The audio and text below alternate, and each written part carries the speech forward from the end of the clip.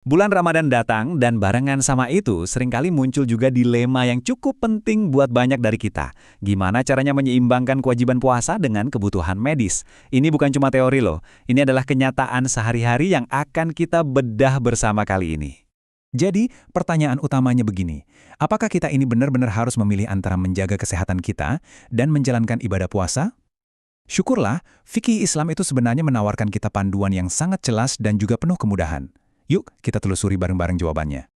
Oke, biar lebih kebayang, kita pakai cerita nyata aja ya. Coba bayangkan seorang remaja yang menderita diabetes. Setiap hari, hidupnya bergantung pada suntikan insulin supaya tetap sehat. Nah, pertanyaannya, suntikan yang wajib ini, apakah membatalkan puasanya? Ini dilema yang sangat nyata dan penting banget buat kita tahu jawabannya. Baik, mari kita mulai dari yang pertama dan mungkin yang paling sering ditanyakan orang, gimana sih sebetulnya hukumnya suntik insulin buat orang yang lagi puasa? Jawabannya, alhamdulillah sangat melegakan. Ya, puasanya tetap sah.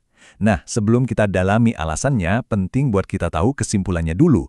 Jadi, buat siapapun di luar sana yang memang butuh suntikan insulin, Anda bisa terus berpuasa dengan tenang. Nah, sekarang, kenapa bisa begitu? Kuncinya itu ada di satu prinsip fikih yang disebut jauf. Seperti yang bisa kita lihat, jauf ini merujuk pada rongga tubuh. Gampangnya gini, puasa itu baru batal kalau ada sesuatu yang masuk ke rongga tubuh utama, yaitu jalur pencernaan kita, dari mulut sampai usus. Dan ini bukan interpretasi baru loh. Ulama-ulama klasik bahkan sudah ngasih gambaran yang sangat membantu. Coba deh lihat kutipan ini. Dibilang kalau kita masukin obat ke dalam daging, misalnya buat luka di betis, itu tidak membatalkan puasa. Kenapa? Karena daging dan otot itu tidak dianggap sebagai jauf atau rongga tubuh. Nah, prinsip yang sama persis inilah yang berlaku untuk suntikan insulin, yang akan disuntikannya ke otot atau di bawah kulit. Oke, prinsip jauf untuk suntikan tadi sudah cukup jelas ya. Sekarang kita geser sedikit. Gimana kalau kasusnya berhubungan sama prosedur medis lain yang ada kaitannya dengan darah? Di sini kita perlu bedain nih, kalau tindakannya itu mengeluarkan darah, contohnya kayak donor darah atau bekam, hukumnya adalah puasanya tidak batal, puasa Anda tetap sah. Tapi, ini dianggap makruh atau tidak dianjurkan.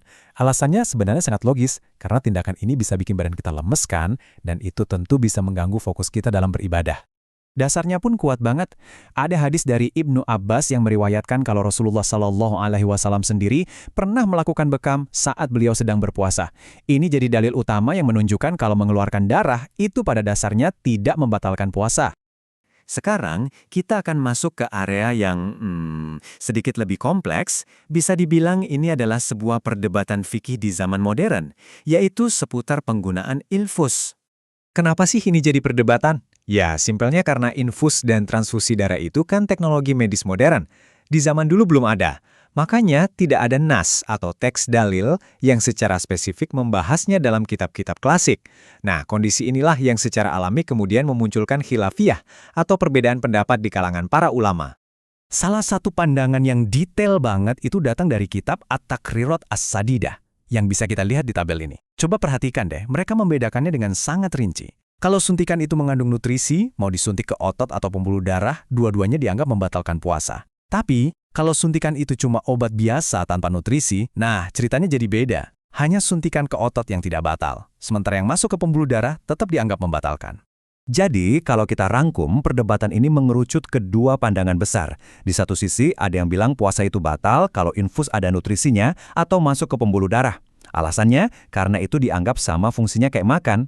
Di sisi lain, ada pandangan yang tetap berpegang teguh pada prinsip awal jauf tadi. Mereka berargumen, selama tidak ada yang masuk ke saluran pencernaan, ya puasanya tidak batal. Penting untuk kita pahami bahwa keduanya ini adalah pandangan ulama yang sah dan punya argumennya masing-masing. Baik, setelah kita membahas berbagai macam kasus tadi, mari kita coba tarik mundur sedikit dan kita rangkum prinsip-prinsip kuncinya biar kita semua punya panduan yang jelas. Jadi, poin-poin yang paling krusial buat kita ingat adalah ini. Pertama, prinsip dasarnya selalu kembali ke jauf atau rongga tubuh. Kedua, suntikan ke otot seperti insulin itu aman, tidak membatalkan. Ketiga, mengeluarkan darah seperti donor darah itu juga tidak membatalkan. Tapi ya, sebaiknya dihindari kalau bisa bikin badan lemas. Dan yang terakhir, soal infus, ini adalah area perdebatan, di mana inti masalahnya adalah apakah nutrisi yang masuk lewat pembuluh darah itu statusnya sama dengan makan? Dan semua pembahasan ini membawa kita pada sebuah pertanyaan penutup yang sangat menarik. Seiring teknologi medis yang akan terus melaju pesat, gimana caranya para ahli fikih akan terus menafsirkan prinsip-prinsip klasik untuk menjawab tantangan-tantangan baru yang mungkin belum pernah kita bayangkan sebelumnya? Ini menunjukkan betapa dinamis dan relevannya hukum Islam dalam menghadapi perubahan zaman. Terima kasih telah menyimak.